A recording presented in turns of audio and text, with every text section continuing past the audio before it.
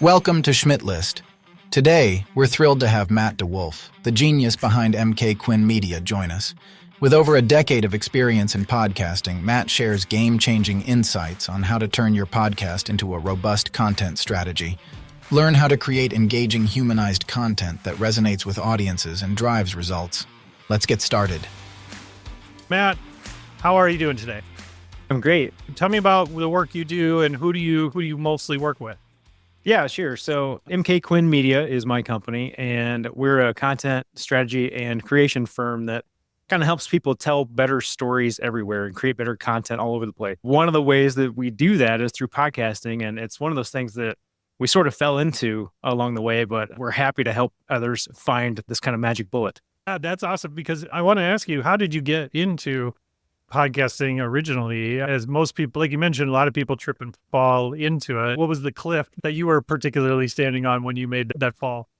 Well, I had a start and stop with podcasting. So like in 2006, I started doing podcasting way back when nobody did podcasting. And it was like, oh, this is never going to last. Podcasting is not going to be a thing. We're going to get out of it. And we stopped doing it. And so fast forward to, everybody's game changer, COVID. And next thing you know, we're in podcasting land, and it's like, oh, we need to find ways to connect with other human beings in ways that really can make a difference for them and that they can relate to. And so we start podcasting. And, for me, I spent a lot of time doing a podcast for the International Car Wash Association called Car Wash the Podcast. And it was all about just lifting people up and telling great stories and making people feel proud of the work they did. Was it like Car Wash the movie at all? It was not. I mean, it's maybe similar, it was my humor, so maybe a similar level of humor, but, positive stuff too. Okay, shout out to Car Wash the movie. If you people have not seen that, I suggest you, maybe don't go and watch it. It's a really... Maybe not. It's one of those really good, bad movies. Sorry, we could go on forever about that. I know I could do an entire episode about Car Wash. I'm listening to this show, and I own a business. I run a business, and I hear about this podcasting stuff. And I know a lot of businesses are doing podcasts. What are some of the questions I should be asking myself before I even buy my first microphone or get my first recording equipment? Where should I be starting when it comes to podcasting if I'm interested in it? Well, I think you got to start with, who are you doing it for, right? It's like age-old marketing question. Know your audience first. Who's it going to be for before you go create the thing? Because honestly, a lot of people create podcasts for themselves. It can't be about you. You got to put your audience at the center of that story, or you're going to spend a lot of time and energy for no real results. First, know who it's for. And then I think it's got to be something that you're passionate about. So if you're a business owner, obviously you're passionate about your business, but what's that kind of so what factor, right? Like, what are you really interested in? What's your passion point? What's the thing that makes you stand out so that when you're talking about it, that you get jazzed about it and that comes through and people will connect with that. They'll start to trust you as kind of a leader in the space. And next thing, you're having all these conversations with folks that are much more authentic and much less about trying to sell than create relationships. Yeah. What I found too is also adjacent topics. So if you know your ideal client profile and you've got a good handle on who those people might be, is there other commonalities that they might be interesting, to your point, that could differentiate you in that space? So let's say you're doing an HVAC company, right?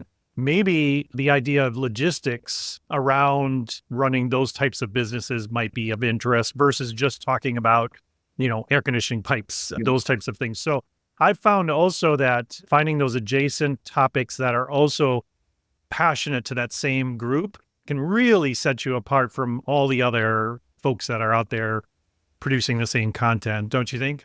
Yeah, I do. I think it's all about, how do you make it interesting and valuable for those folks? And it's one thing to say, hey, we're the leaders in HVAC. Well, great. There's lots of people who do HVAC and do it very well. But if you can say, hey, we love this industry, we love what we do, we love the people that we're doing it for, and let's highlight those people and talk about them in ways that go deeper than the latest sheet metal fabrication techniques. We've got to go deeper. So it's all about making this thing human, right? We listen to podcasts because we like the people who are doing the podcast. Yeah.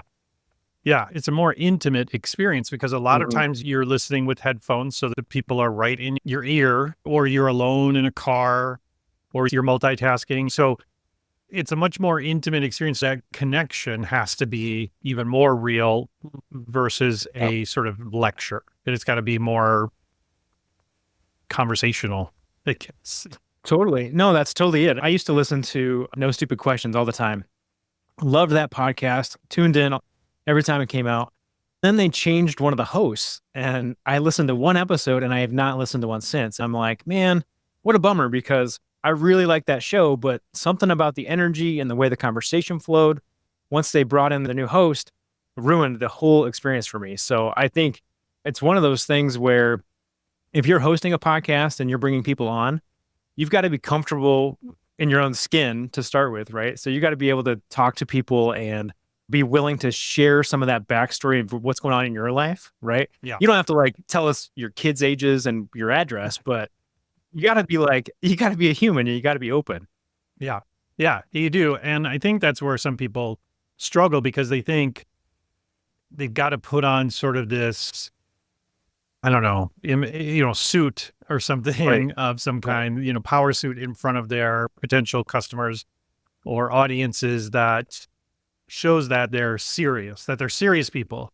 And I find that is one of the biggest problems I find, especially in the B2B space, right? But if you get worried that if you step out of line a little bit or you overshare, you're giving a signal that you're not serious about things. And I don't know, maybe we learned this from our parents or school or something. And when we get caught up in this idea that everything has to be so serious, and I'm not saying it has to be crazy.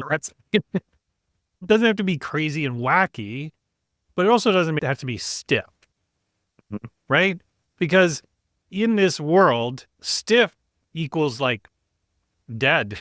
Stiff, it gives off that vibe of like, it's just boring and dead. And so, I always talk about this with LinkedIn as a platform, for example, like your company pages. And people are like, not enough people are following our company pages. And I'm like, yeah, but nobody's there. Right. There's you just do posts. There's nobody to interact with. This is just a business. So it's stiff. And all the posts usually are very, very buttoned up and very, very, but I find that with LinkedIn and other places that, there's this serious nature that people sort of put on because they want to be taken seriously, so they have to act seriously. Is that something you find when you're helping people in sort of building up their initial podcast? Yeah, it's a struggle to try to get people to relax a little bit, especially when you think about all the places that you can put content out. There are places for being very serious, right? Like if you're putting out a funding prospectus, you should probably have your stuff buttoned up pretty well. But when you're talking about people and having conversations and trying to tell stories, that's an art form. That's not a write down my 7 scripted questions and then read them one by one and make sure that we stay right on message all the time. So it's a little bit of an exercise in being comfortable letting your brand go a little bit. And that's terrifying for some people. But as you let that out a little bit and you let your humanity show, great things can happen.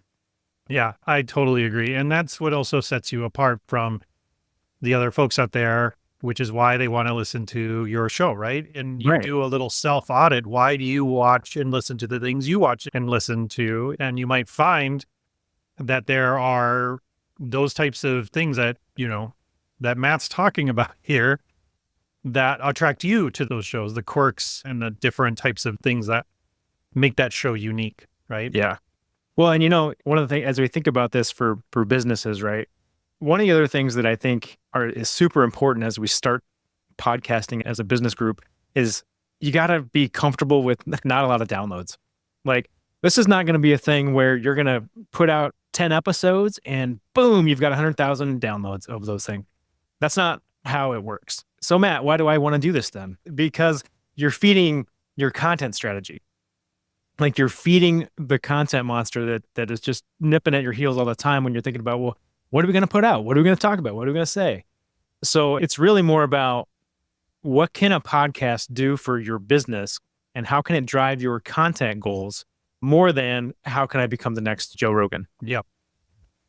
Yeah. And I've found, and again, nothing against, big branding agencies and the work that they do. It's very, very important. But what I've found is that if you sit down some founders and people that run a business and just chat with them for a good amount of time, they're going to tell you what's unique and valuable about their organization that could then translate into bigger, broader, more pillar type content that you could be putting out there. And it might not be necessarily a podcast. It could be other things, but it's that passion, right? Like nobody can sell as good as a founder can sell. Right. I could sell all day long. It's like, well, but you just emote passion around this solution that you have for people. So it's been amazing just watching the transformation that can happen when you sit people down and have a conversation about the value that they provide. And I think that's what people want to do with their podcasts. But I feel that they get caught up in the tech side of it sometimes too much. Yeah, I mean, I'm maybe the worst person to ask this question because I have serious gear acquisition syndrome. I have the mic, I have a camera, I have the lights, but you don't need to be this produced, right? It's all about what are you trying to achieve at the end. Sure, you can get a nice mic and you can get a nice camera, but at the end of the day, it's what are you talking about? What's that story?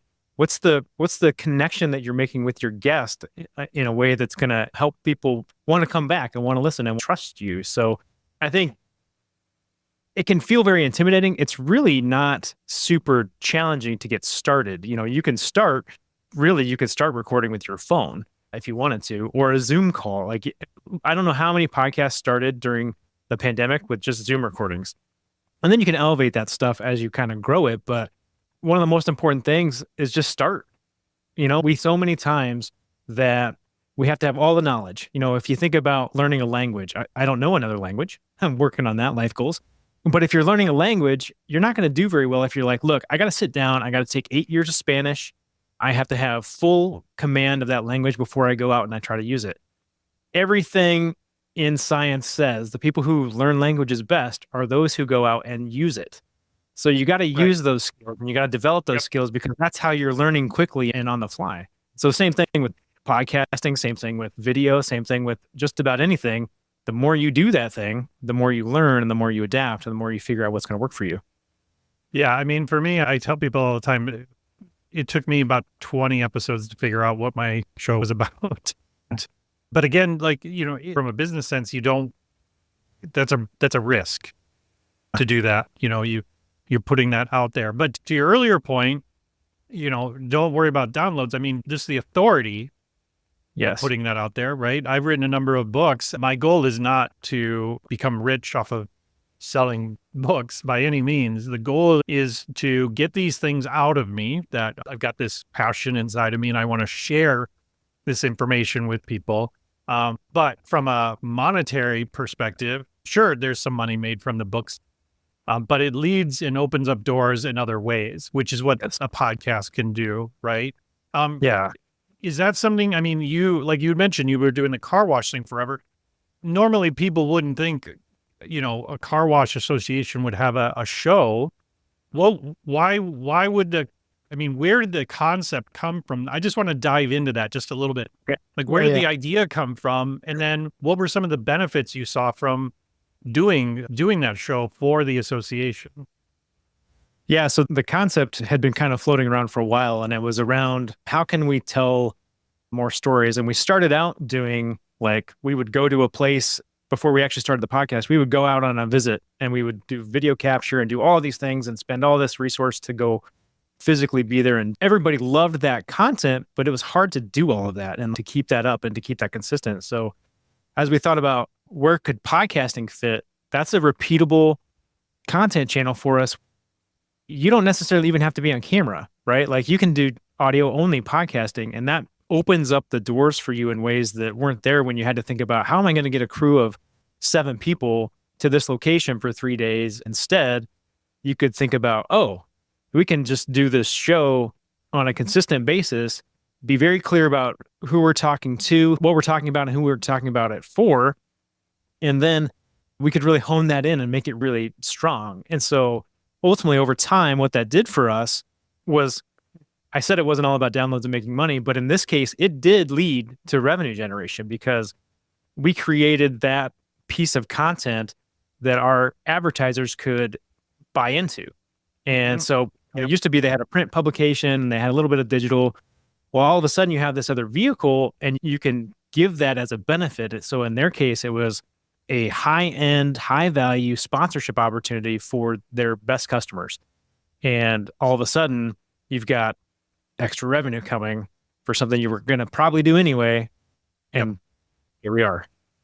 Right. Well, that's the thing, is that the idea of specifically for places that have partnerships, these podcasts can really amplify those partnerships in some really meaningful ways, right?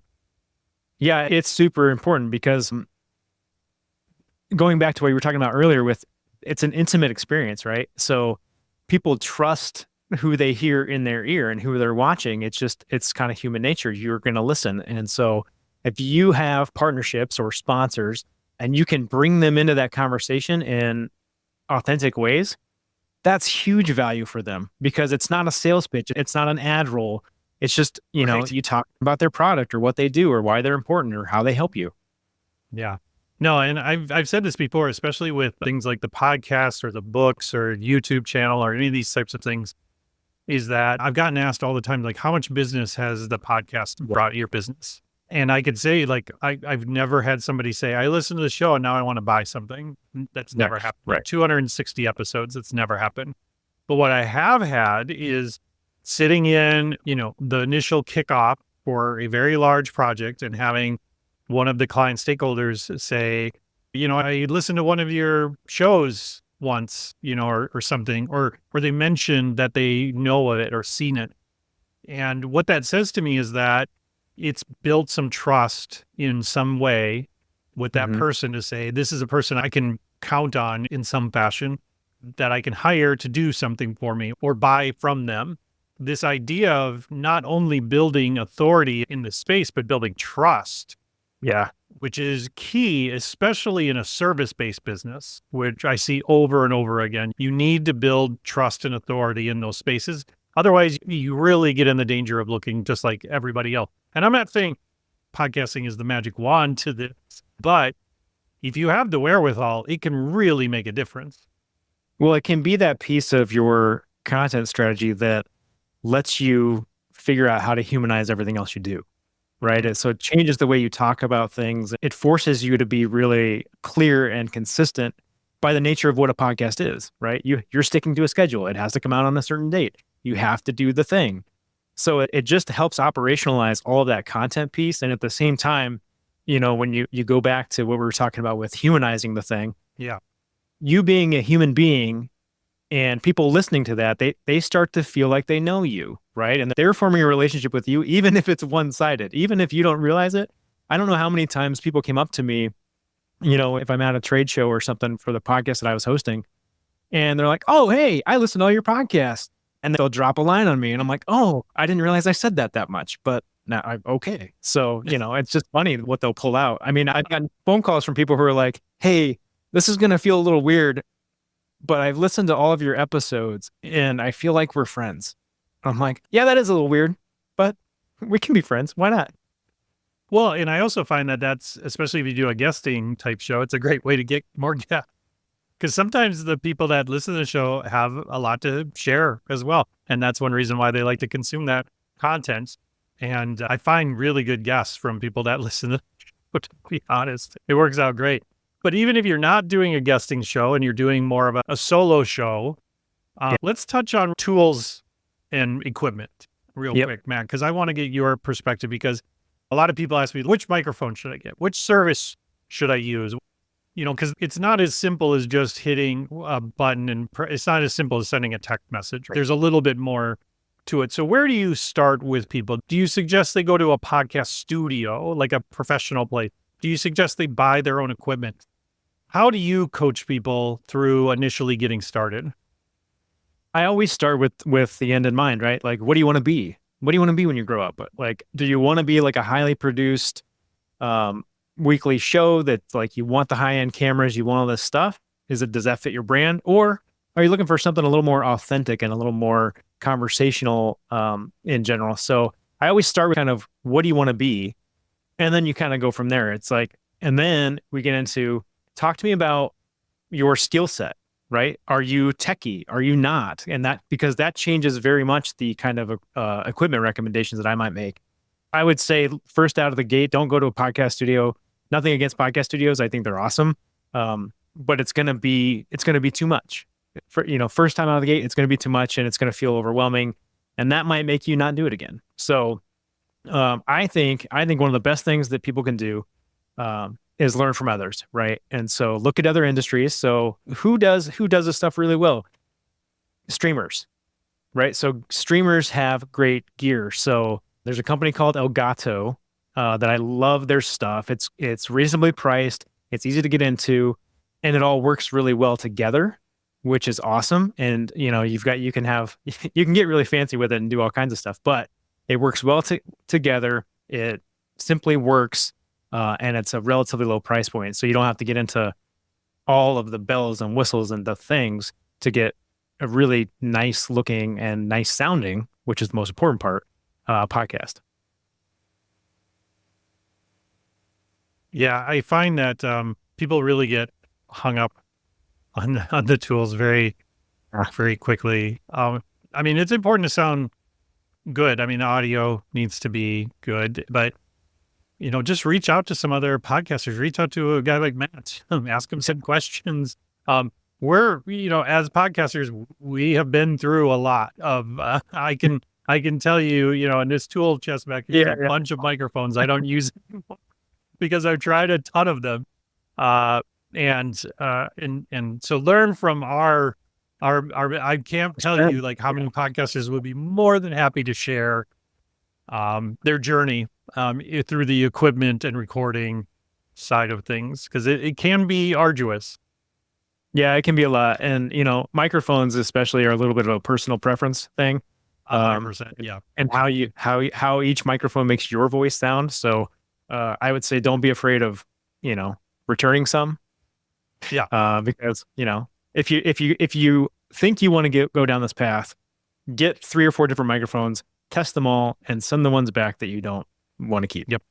That's the way to do it. Yeah, just grab a bunch, give them a go, and again, understand because the environment's going to be different no matter where you're at. So you're going to want a different type of microphone depending on the environment. But you don't have to go crazy. I mean, my first couple of microphones that still sound great are just these Technica, they're like $60 microphone. They're great. They probably use them more for karaoke than anything. They're great. They work fine. And the idea of people are always thinking about like, I got to build a studio. I got to do this. No, you don't really. No. You don't really need to do any of that. Nobody cares. You care. Nope. You might care. Yeah. Nobody else cares. No, and really the all the generational data would tell you that everybody coming up wants more authentic. Yeah. Right? So Yep. 100%. Don't go too crazy. Right. Well, speaking of authentic, let's talk about cadence real quick, because I want to get your opinion, Matt, on cadence. If I'm doing a B2B type podcast, should this be a weekly thing? Should it be a seasonal thing? Should it be monthly? What have you seen work in the past? What should especially in the B2B sort of space, what sort of cadence should I be expected to run?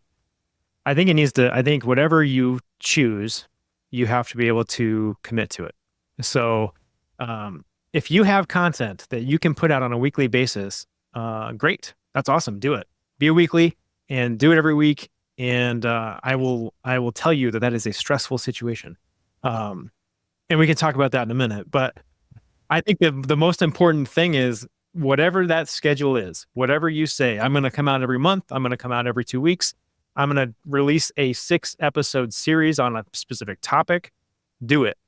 Stick to it, because that's your word, right? And your word is your bond. And especially when you're talking about making those relationships and trying to build trust, people aren't going to trust you if it's like, I release weekly, and then maybe you got weekly for 4 weeks and then something happened and you fell off the trail a little bit and you missed an episode. And there's not, 5 people out there probably going, hey, wait a minute. I was supposed to have an episode of that show today. Where'd it go? What happened? Why am I not hearing from them? And just like that, 4 weeks of trust that you built on is gone. So yeah, and if you don't make it important, nobody else can make it important. right. Why does it matter? Why does it matter? Yeah. You know what I think can be really successful for people is, and I haven't seen a lot of people doing this, kind of episodic stuff that's like series based, right? So take one topic that's really important to your business that you really can help people with, and do like a 4-part or 6-part deep dive in that, and bring in different perspectives. I mean, really like try to be like NPR, like be like the radio, and bring in different people and voices and put that thing together. That stuff can be powerful, like really powerful. Well, and plus, with the power of transcriptions and AI and these things, you can take all that content and reuse it in so many different powerful ways to meet your audience where they're at. So back to your point, early on with my show, it really helped me write my first book, to be honest, because I had a lot of people on to talk about networking. And I did it specifically because I was trying to do more research on the subject for my book I was working on. And I took a lot of those transcripts and I read through them, and I took chunks out of them and I rewrote pieces of them, and they all contributed to my book, these different ideas from these people. And then I cited them in the book, saying these people contributed, and it was great. And I didn't feel like it was all just me either, or, it was all just on me to like create this amazing piece of, pillar content around these things. So to your point, I mean, I know some manufacturing companies that do shows, and they'll bring in like some of the salespeople, some of the engineers, some of the partners, some of the people that, work on the dock, or, whatever, like unload freight trains and different things. And they just show off interesting, unique things about their business, but then they take those things and they turn them into blog posts, or they turn them into LinkedIn sort of stories, right? About, impactful workers at their place. And it's just really fantastic how they take this one piece of content and then they can just spread it out there all over the place. And it's not a ton of work anymore. It used to be a ton of work. Yeah, it used to be hard. Not these days. No, because you used to have to send something out to get it transcribed. Now it does it probably in your recording platform of choice. You used to have to, restructure the whole thing and find the quotes, and now AI can do a lot of that starting work for you, so that then you're just kind of tweaking, right? So it's gotten a lot easier, and that's a big piece of why I think that podcasting can be a really core component of an entire content strategy, because you put all the energy into that thing and it's going to produce so many outputs, right? So many outputs. I mean, you think about to your point about the stories, right? Well, okay, I had a great conversation with someone on my podcast. Now I've got my transcript. Now I'm going to tell AI to craft me a 800-word blog post on the thing. Now I can pitch that out to local press. Here we go, right? Now we're getting earned media. Now we're playing in different spaces. That stuff goes on social. You've got the episode of the podcast people can listen to if they want more longer form. You've got reel content, shorts content, all of this stuff, because you sat down and had a 30-minute conversation. Yeah, exactly. And it's not, you're having these conversations already. You're already having these conversations internally. You're having these conversations with your customers and your business partners. All it does is take somebody to record and then have the idea for it. But, I mean, there is a commitment factor, to your point. And that's the one thing people have asked me, like, what does it take to make a successful podcast? And I have one answer. That's consistency. That's it. Totally. That's the biggest thing. I think something like 90% of podcasts never make it past 3 episodes. Yep. Because it's hard. Like, it's hard to stay on it, right? And that's why you have to have an editorial calendar. It's amazing what that does, because then you're mapped out, right? And it's like, oh, here's my content topics. I'm going to be an every other week kind of a show. Cool. And the most important thing that I can tell anybody who's like doesn't want to go into the week to week space where they're worried about what's going to release on Wednesday when it's Tuesday at 10 p.m. Stay like 4 episodes ahead minimum. Like stay 4 episodes ahead at all times. And there's some really easy ways to do that. You pick one day of the week and that's your recording day, and you do 2 or 3 recordings that day, and it will change your life if you're in this game. 100%. No, I mean, it's funny because the time we're recording this, I'm loading up for the summer. So I'm doing 3 or 4 episodes this week and next week, and then a couple more. And then my June and July and most of August is covered for shows. So because 2 reasons. One, I like to have the summer to not do podcasting as much. Yeah, human. Yeah. But number 2, and most importantly, is that getting people's time in the summer, especially the types of people that I have on the show, which are more entrepreneurial. They're business owners. They're people that, their time is stretched and they're never not busy. So getting their time during the summer is also challenging.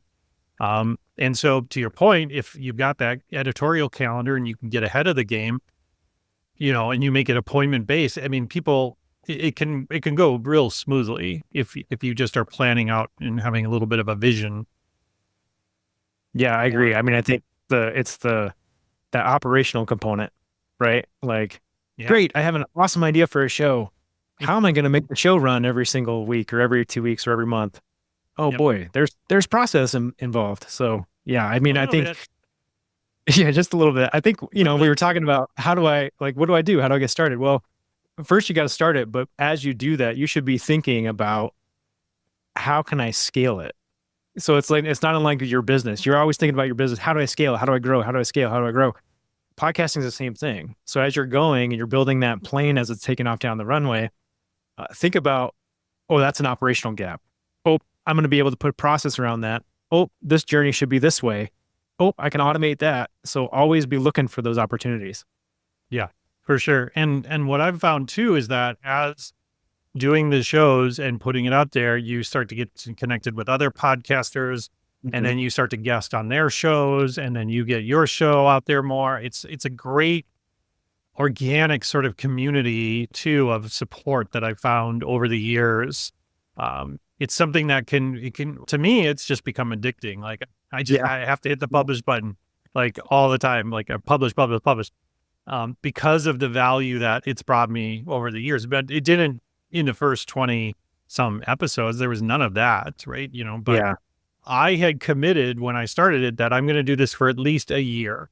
And then I'll look back and say, was that worth my time or not? And it was great. But again, like if I was like, all right, well, I'll do a show, and then see what happens. Right. You would not be here today. You would not be here today. No. Nope. That first one is like, that was it. Great. Exactly. Now, I started in my 40s, and, I mean, as a 40-year-old, you usually get stuck with the 3 Gs, which is golf, grass, and grilling. Man. And I was finding myself that, I wanted to consume less and produce more. I wanted to create more things than I was consuming, and podcasting was just a great avenue for me to do that. And some people are better writers. I'm a talker. And so this just made sense. Well, I've always loved how much you can learn, right? I mean, I joked with my wife a lot through the car wash podcast that I was producing and hosting that I should open a wash, right? I should open a wash. I know everything. I talk to all the great people. You know the inside and out of it. Yeah. And she was nice enough to always remind me that, well, you could do that, but you also only talk to the people who are doing well. Like you don't know any of the bad stuff about, what it actually run that business. You just hear all the great stories. I'm like, oh, that's maybe fair. That's maybe a fair point. Yeah, that would be a very different podcast. It would be, yeah. Car wash failure stories. Oh man. By although, yeah, all of those successful washes have failure stories in them, right? Just like every business. Oh, of course, yeah. But nobody wants to talk about those, and we don't want to celebrate those. No, Matt, I could talk to you all day. You're gonna have to come back on the show. We got a lot more podcasting advice to give. if I want to get in touch with you and learn more about the content work that you do, and I can get a chance to work with you and your team, how do I reach out to you? How do I find out more? Yeah, easiest way is my website, www.mkquinn with two N's, media.com, or just email me, mdewolf@mkquinnmedia.com. Awesome. Matt, thank you so much for taking the time out of your busy day and sharing with us. I really appreciate it. Anytime, man. Let's do it again soon. We appreciate you taking the time to listen to this episode of Schmidt List. The stories shared by our guests are genuinely inspiring and offer insightful knowledge. It's important to remember that success doesn't happen overnight and requires collaboration, learning, and perseverance. If you want to broaden your professional connections, check out Kurt's book, The Little Book of Networking: How to Build Your Career One Conversation at a Time, on Amazon. Please stay connected with all things Schmidt List on social media, leave a review for the podcast, and join our community of like-minded entrepreneurs. Thank you for being part of Schmidt List. Keep innovating, collaborating, and chasing your entrepreneurial dreams.